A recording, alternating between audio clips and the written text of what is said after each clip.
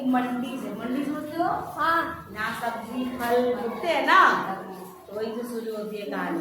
कहानी में क्या होता है कि एक आदमी है जो मंडी में फल लेने जाता है। बाद में अंजू मंडी में फल लेने जाता है, तो देखता है कि एक रेडी है। रेडी समझते हो ना?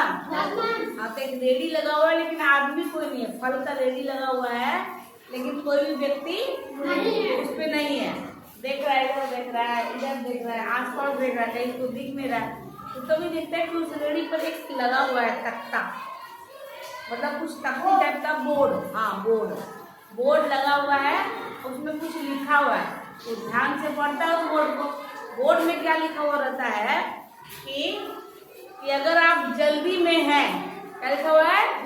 अगर आप जल्दी में हैं तो जो फल लेना है उस फल को तौल लीजिए, और जितने पैसे होते हैं बगल में दाम की एक पर्ची रखी हुई है, उसके हिसाब से पैसे गद्दे के नीचे रख दीजिए। समझ गए ना? और दूसरा लाइन लिखा हुआ है कि अगर आपके पास पैसे नहीं है तो आप फल मुफ्त में ले जाइए। ठीक है? बात ये है कि मेरी एक बूढ़ी माँ है जो कि हमेशा बीमार रहती है, और मुझे बीच बीच में अपने घर जाना होता है। कभी उसको खाना खिलाने, कभी उसको मतलब बाथरूम भी कराने, बूढ़ी है ना, बाथरूम कराने, कभी दवा पिलाने, इसलिए मैं बीच बीच में चला जाता हूँ। तो अगर आप जल्दी में हैं तो आप खुद से फल तौल लीजिए और पैसे गद्दे के नीचे रख दीजिए। अब उसको बड़ा लगता है, आज के टाइम ऐसे कोई करता है ना? तो बोलता है चलो। अब क्या करता है, 2 किलो सेब खरीदता है, 1 दर्जन केला खरीदता है, और कागज में सारा का दाम लिखा हुआ था, उस हिसाब से पैसे वो गद्दे के नीचे रखने जाता है। देखता है कि गद्दे के नीचे नोट रखे हुए हैं, 100 के नोट, 10-10 के नोट, 20-20 के नोट, 50 के नोट। तो सोचता है कि सच में लोग ऐसा कर रहे हैं, है ना?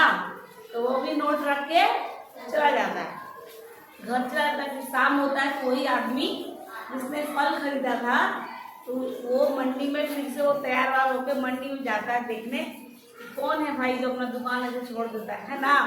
आज के टाइम में कोई छोड़ेगा? नहीं छोड़ेगा। तो सही में शाम के टाइम जब वो जाता है तो वो रेडी वाला उसको मिल जाता है, वो अपना सामान बटोर रहा था। ठीक है? तो जैसे ही उसके ठेले पे जाता है, रेडी पे, तो वो बोलता है बाबू साहब आज सब फल खत्म हो गया, आप कल आइएगा। तो बोलता है नहीं नहीं, हमको फल नहीं चाहिए, मैं फल लेके गया था और तुम्हारे गद्दे के नीचे पैसे रख दिया था, मुझे तुमसे कुछ बात करनी है ना? तो बोला कि ठीक है। उसको वो ढाबा पे ले जाता है। कहाँ ले जाता है? हाँ, और जो रेडी वाला है बहुत गरीब है, उसने फटे पुराने कपड़े पहने हुए, गंदे थोड़े। तो उसको ले जाता है, उसे पूछता है कि तुम कुछ खाना खाओगे? तो बोलता है कि नहीं नहीं कुछ नहीं खाऊंगा। तब वो 2 कप चाय मंगाता है, एक अपने लिए, एक दूसरे रेडी वाले के लिए, है ना? दोनों कुछ ये बताओ, तुम्हारे दिमाग में ये आइडिया कहाँ से आया? आज के टाइम में कोई ऐसे करता है? अगर तुम्हारा सामान चोरी हो जाए तब क्या होगा, है ना?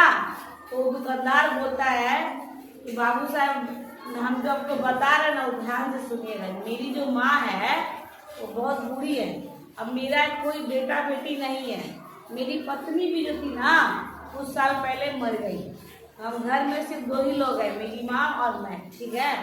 तो मेरी माँ अक्सर बीमार रहती है, तो मेरी माँ बोलती है कि तुम हमको छोड़ के जाया मत करो, मेरा दिल घबरा जाता है, मैं डर जाता हूँ, तुम हमेशा मेरे पास रहा करो।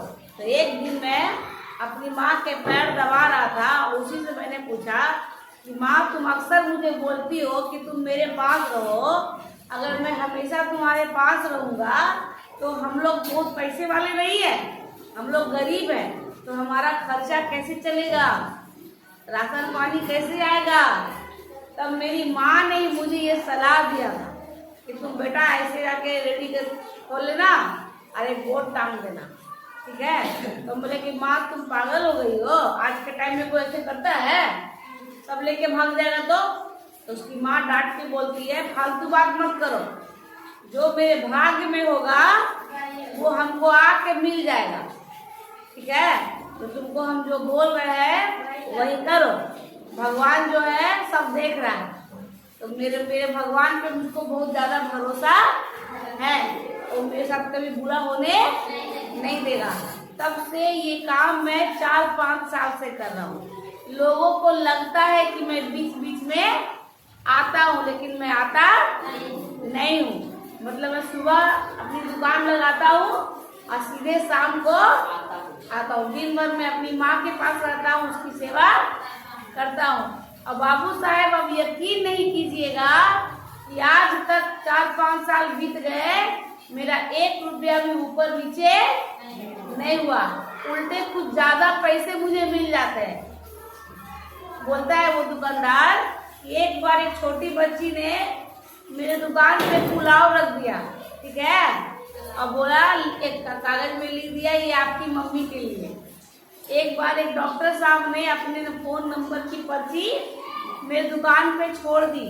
अब उन्होंने लिखा कि अगर तुम्हारी माँ बीमार पड़े तो मुझे इस नंबर पे फोन करना और बेझिझक मैं अपने पर बुला लूंगा। कहानी तो यहाँ पे हो जाती है खत्म।